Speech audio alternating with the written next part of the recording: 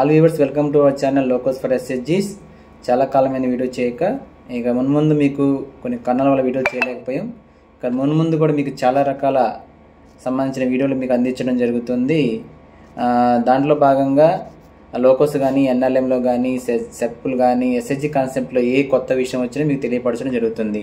చాలామంది యానిమేటర్లు మాకు కాల్ చేసి కొత్తగా వచ్చిన యానిమేటర్లు కానీ పాత యానిమేటర్లు కానీ మాకు సంఘాలు ఏ గ్రేడ్లోకి రావడం లేదు, ఎంబుక్ కీపింగ్లో ఏమేమి ఆప్షన్స్ టచ్ చేస్తే మాకు ఏ గ్రేడ్లోకి వస్తుంది, అలానే కొత్త వాళ్ళు మాకు డీటెయిల్గా ఒక ఎంబుక్ కీపింగ్ మీద వీడియో చేసి పెట్టమని అడిగారు. దానికోసమే ఈ వీడియో ఎంబుక్ కీపింగ్ డీటెయిల్గా చేయడం జరుగుతుంది. గ్రేడింగ్ అనేది చాలా ఇంపార్టెంట్ అండి. రాబోయే రోజుల్లో ఇప్పుడు మనం ఒక పర్సన్ బ్యాంక్ వెళ్ళి లోన్ కావాలంటే సిబిల్ స్కోర్ చెక్ చేసి ఎలా అయితే లోన్ ఇస్తున్నారో రాబోయే రోజుల్లో కూడా బ్యాంకు వాళ్ళు మీ సంఘం యొక్క గ్రేడింగ్ని చెక్ చేసి మీకు లోన్ ఇవ్వడం జరుగుతుంది.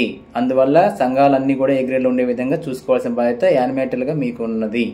ఓకే, డైరెక్ట్గా ఇప్పుడు ఒక సంఘం ఎంబుక్ కీపింగ్లోకి ఎంటర్ అవ్వాలి అంటే ముందుగా సంఘం గత 5 నెలల నుంచి ఒక స్క్రీన్ ఇవ్వడం జరుగుతుంది. సెట్ వాళ్ళు సంఘం యొక్క సేవింగ్స్ బ్యాంకులో గత నెల వరకు ఎంత ఉన్నాయి, ఈ నెల వరకు ఎంత పొదుపులు, ఈ నెల ఎంత కట్టారు, గతంలో అప్పులు ఇచ్చుంటే సంఘం నుంచి అంతర్గత అప్పులు ఇచ్చుంటే వాళ్ళు పొదుపు ప్లస్ అసలు కలిపి ఎంత కట్టారు, బ్యాంక్కి మొత్తం కలిపి ఎంత ఉంది, మళ్ళీ ఈ నెల సంఘంలో ఎవరికైనా కొత్త అప్పు ఇచ్చారా, ఇస్తే ఎంత ఇచ్చారు, అలాగనే మన సంఘం తరపున గ్రామ సంఘానికి పొదుపులు ఎంత కట్టారు ఇప్పటి వరకు, అలాగే శ్రీనిధికి సమృద్ధి డిపాజిట్ ఎంత కట్టారు, అలాగనే FNHW సంబంధించిన కార్యక్రమాలు సంఘం మీటింగ్ చర్చకు వచ్చాయా, వస్తే దేని గురించి చర్చ పెట్టారు, చదువు గురించి కానీ రక్తహీనత గురించి కానీ బాల్యవివాహాల గురించి చర్చ పెట్టారా లేదా, ఎస్ఆర్ నోన్ పెట్టి సబ్మిట్ చేస్తే మనకు ఆటోమేటిక్గా కొత్త స్క్రీన్ రావడం జరుగుతుంది. యథావిధిగా గతంలో మనం ఎంబుక్ కీపింగ్ ఎలాగైతే చేసామో మెయిన్ ఎంబుక్ కీపింగ్ స్క్రీన్ మీకు ఓపెన్ అవ్వడం జరుగుతుంది.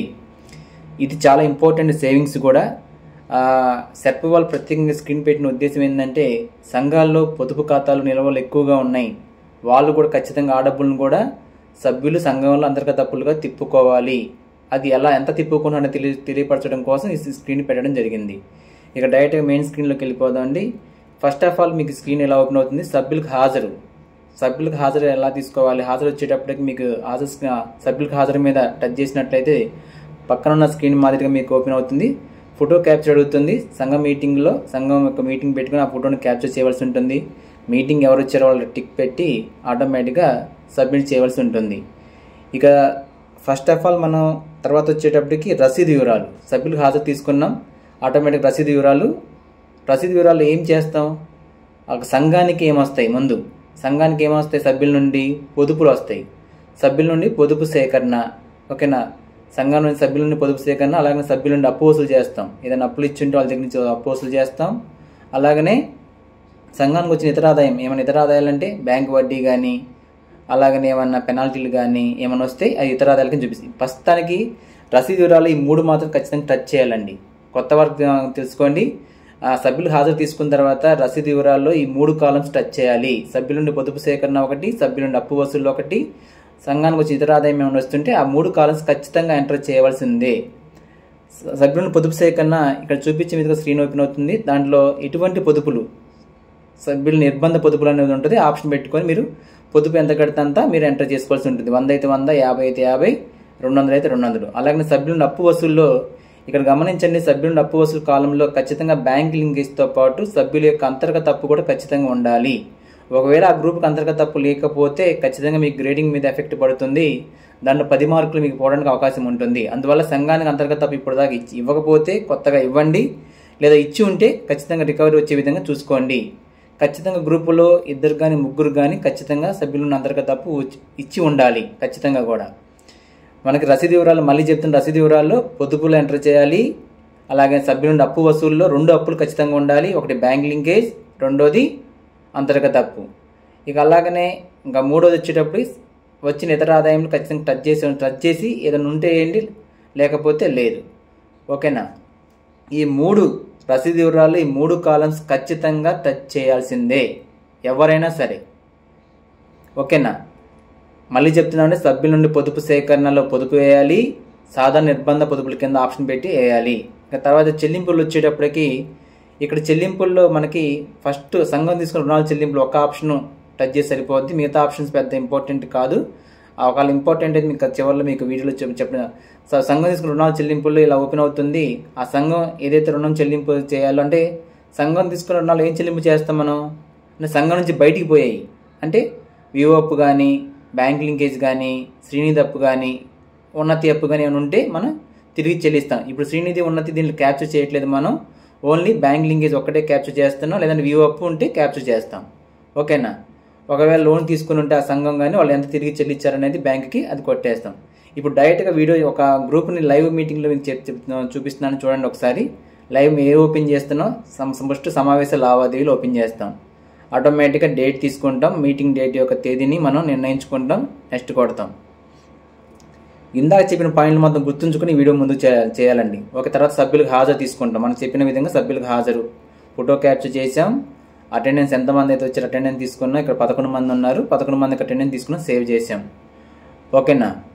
అందరు గమనించండి, పూర్తి వీడియో చూడండి, మీకు అర్థమవుతుంది, లేదా అర్థం కాదండి. ఓకే, ఫోటో క్యాప్చర్ నేను డమ్మీకి తీసుకున్నాను, మీరు ఖచ్చితంగా కూడా గ్రూప్ మీటింగ్ తీసుకోవాల్సి ఉంటుంది. గ్రూప్ సభ్యులను కూర్చోబెట్టి ఫోటో తీసుకోవాల్సి ఉంటుంది. నెక్స్ట్ హాజరు కూడా తీసుకున్నాం. అలాగనే ఈ మీటింగ్కి ఎవరు అటెండ్ అయ్యారు అంటే మీటింగ్ సంబంధించి సిబిఓ స్టాఫ్ ప్రాజెక్ట్ నుంచి వచ్చినా తీసుకోవచ్చు. ఇక సిబిఓ స్టాఫ్ వివోఏ కాబట్టి వివోఏ ఖచ్చితంగా ఉండాలి. ఓకేనా? తర్వాత రసీదు వివరాలను చెప్పాం. రసీదు వివరాలు తర్వాత సభ్యుల నుండి పొదుపు సేకరణ. రసీదు వివరాల్లో సభ్యుల నుండి పొదుపు సేకరణ ఫస్ట్ ఆప్షన్ అండి, అది ఖచ్చితంగా కూడా ఎంటర్ చేసి చేయవలసి ఉంటుంది. ఇందాక చెప్పిన విధంగా మీకు సభ్యుల నుండి పొదుపు సేకరణ ఒకసారి చూడండి, స్క్రీన్లో వీడియోలో చూపించిన విధంగా. ఇందాక చెప్పిన రసీదు వివరాలు ఖచ్చితంగా కూడా పొదుపు సేకరణ, సభ్యులను అప్పు వసూలు, సంఘానికి వచ్చి ఇతర ఆదాయం 3 కూడా టచ్ చేయవలసి ఉంటుందని చెప్పాను. అలాగనే సభ్యుల నుండి పొదుపు సేకరణ ఫస్ట్ ఆప్షన్. ఇక చెప్పిన సాధారణ నిర్బంధ పొదుపులు, మిగతా పొదుపులు ఏమైనా కడితే కూడా ఎంటర్ చేసుకోవచ్చు. మనం ఫస్ట్ మ్యాండేటరీ మాత్రం సాధారణ నిర్బంధ పొదుపులు ఖచ్చితంగా కట్టి ఉండాలి, లేకపోతే కూడా మీకు ముందు తీసుకోవచ్చు, సేవ్ కూడా అవ్వదు. ఓకేనా? అంటే ఎంత అయితే అంత, 100 అయితే 100, 200 అయితే 200, 50 అయితే 50, ఎంత కడితే అంత. ఆ గ్రూపులో ఎంత ప్రతి నెల పొదుపు కడుతున్నారో ఒక్కొక్క సభ్యురాలు అంత వేయవలసి ఉంటుంది. ఆటోమేటిక్గా వేసిన తర్వాత సేవ్ చేసేసేయండి, పొదుపుని సేవ్ చేయాల్సి ఉంటుంది. ఓకేనా? నెక్స్ట్ వచ్చేటప్పటికి మీకు పొదుపులు తీసేసుకున్నాం, అయిపోయింది. తర్వాత సభ్యులను అప్పు వసూలు అని చెప్పాం, సభ్యులను అప్పు వసూలు ఆప్షన్ టచ్ చేయవలసి ఉంటుంది. మళ్ళీ చెప్తున్న రసీదు వివరాల్లో 3 ఆప్షన్ టచ్ చేయాల్సిందేనండి. ఒక అప్పు వసూలు బ్యాంక్ అప్పు ఉంది ఈ గ్రూప్కి. బ్యాంక్ అప్ ఇక్కడ గమనించండి, బ్యాంక్ అప్ కొన్ని అప్పులు క్లోజ్ అయినాయి, కానీ ₹1, ₹2 చూపిస్తుంది. ఈ గ్రూప్ ₹4 చూపిస్తుంది. ఒక సభ్యులకు అప్పు ఉన్నట్టు చూపిస్తుంది, ₹4 చూపిస్తుంది. పాత అప్పు కానీ క్లోజ్ అయ్యి ఉంటే ఖచ్చితంగా ఇక్కడ కూడా క్లోజ్ చేయాలి, అంటే టోటల్ అమౌంట్ కట్టినట్టుగా చూపించేసి క్లోజ్ చేయవలసి ఉంటుంది. అప్పుడు కొత్త అప్పు ఇచ్చుకోవాలి. ఓకేనా? ఇక్కడ పాత అప్పు ఒకటే చూపిస్తుంది, ఆ ₹4 క్లోజ్ చేస్తున్నాం మనం. మీకు కానీ వేరే 10 మందికి మెంబర్స్ చూపిస్తుంది అప్పు, బ్యాంక్ లింకేజ్ అయితే. అదే అంతర్గత అప్పు అయితే ఒకరికి ఇద్దరికి చూపిస్తుంది. మీరు ఎంతమందికి అప్పు ఇచ్చుంటే అంతమంది డిస్ప్లే అవుతారు. ఇక్కడ అప్పు లేకపోతే ఏం చేయాలండి, ఖచ్చితంగా కూడా కొత్త అప్పు ఏదైతే బ్యాంక్ లింకేజ్ కొత్త అప్పు ఎంటర్ చేసుకోవాలి. అంతర్గత అప్పు అయితే అంతర్గత అప్పు కొత్త అప్పు ఎంటర్ చేసుకోవాలి. ఇక్కడ క్యాష్ క్రెడిట్ అప్పు ఉంది, అలాగే అంతర్గత అప్పు కూడా ఉందండి ఈ గ్రూప్కి. అంతర్గత అప్పు కూడా ఏ మెంబర్కి అయితే మనం అప్పు ఇచ్చామో ఆ మెంబర్ కానీ నిజంగా అప్పు ఉంటేనేమో అప్పు క్లోజ్ అయ్యి ఉంటే క్లోజ్ చేయండి. దీంట్లో కూడా అప్పు క్లోజ్ కాకపోతే ఆ నెలకి సంబంధించి ఎంత అయితే కట్టారో అంత అమౌంట్ ఎంటర్ చేయాలి. ఇక్కడ మీకు గ్రేడింగ్ రావాలి. ఇక్కడ ఒక పాయింట్ ఉందండి, బకాయి లేకుండా ఉండాలి. మెంబర్కి సంబంధించిన ఏ అప్పు అయినా వచ్చి, బ్యాంక్ లింకేజ్ అయినా లేదంటే అంతర్గత అప్పు ఇచ్చినా మీరు కట్టే వాయిదా చెల్లించిన మొత్తం ఎంటర్ చేసిన తర్వాత కింద అసలు బకాయి వడ్డీ బకాయి ఖచ్చితంగా 0 అయి ఉండాలి. గమనించుకోండి, బ్యాంక్ లింకేజ్ అయినా అంతే, అంతర్గత అప్పు అయినా మీరు ఒకసారి సభ్యుల నుండి అప్పు కొట్టిన తర్వాత చెల్లించిన మొత్తం దగ్గర ఎంటర్ చేసిన తర్వాత కింద మీకు అసలు బకాయి వడ్డీ బకాయి ఖచ్చితంగా 0 వచ్చి ఉండాలి. అలా అయితేనే మీకు ఏ గ్రేడ్లోకి వస్తుంది. ఓకేనండి? అప్పులు మొత్తం ఎంటర్ చేసాం. బ్యాంక్ లింకేజ్ అప్పు తీసుకున్నాం సభ్యుల నుండి, అలాగనే అంతర్గత అప్పు తీసుకున్నాం. ఇక మనకి తర్వాత ఏముంది, ఇక్కడ పొదుపు ఖాతాలు వేసిన నగదు, అంటే మనం పొదుపు వసూలు చేసాం కదా, పొదుపు ఖాతా వేసిన నగదు కూడా ఎంటర్ చేయవలసి ఉంటుంది. పొదుపు ఎంతైతే వసూలు చేసుకున్నాం అది బ్యాంకులో వేయాలి కాబట్టి ఇక్కడ పొదుపు ఖాతాలో వేసిన నగదు ఉంది, చివరి నుంచి లాస్ట్ నుంచి 2వ ఆప్షను. దాంట్లో మనం అమౌంట్ వేయవలసి ఉంటుంది, ఎంతైతే పొదుపు చేసాం అంత. అలాగే చెల్లింపు వివరాల్లోకి వస్తే బ్యాంక్ రుణాలు, ఇక్కడ చెల్లింపు వివరాలు బ్యాంక్ రుణం ఒకటే ఉంది ఈ గ్రూప్కి.